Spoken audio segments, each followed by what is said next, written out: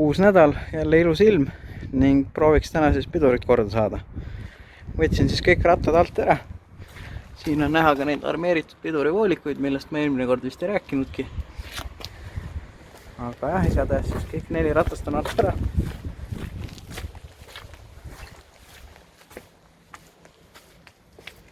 Ja nüüd siis ühendame arvuti külge, aktiveerime apsipumba ja nii võiks õhu kätte saada.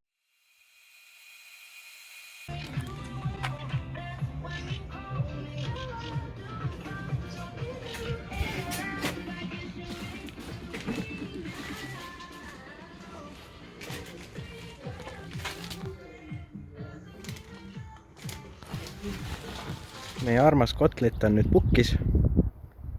Ega tal midagi viga ei ole. Või noh, selline viga on, et enam eest rattad ei vea. Sest me tegime ta tagapealiseks. Aga ühe rattaga on suht mõttetu lasta, vaid põletab kummi, kuigi mingit drifti sealt ei tule. Seepärast me võtsime nüüd diffri laiali. See on siin breakliiniga puhtaks lastud. Ja varsti keevitame selle kokku. Vaatame korra seda diffri kesta ennast ka. Siin on kaan, mis tuli ära võtta. Ja siin on ülejäänu. Siit seest ta siis välja tuli. Flantsid pidi ära võtma. Ja siin on mingi õlimoodi ollus. Jube paks ja kleepu. Looduskatastroof sai ka liivaga ära koristatud. Ning nüüd teeme mõningad keevised ja siis saab juba paiki lasta.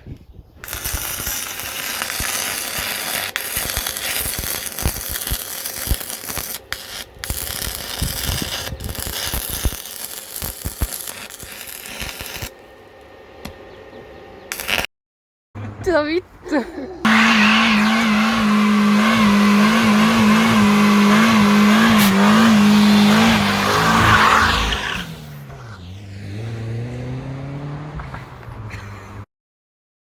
Saime siis natuke aega sõita ja esimesed langenud on kohal.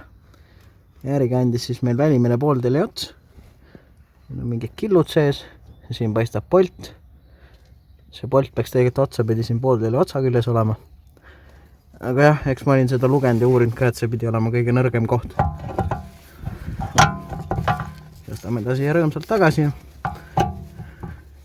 Aga erinevad mõtted ja lahendused on siin olemas, et järgmine kord ongi, paneme külge näitama ja testime järgi ka. Seekord siis nii, et ei saanudki midagi huvitavat siin video peale, sest ennem lihtsalt keset ägedat drifti otsustas üks ots laiali lennata ja me lendasime vägevasse spinni. Kuid eks parandame ära ja siis üritame midagi ka video peale saada.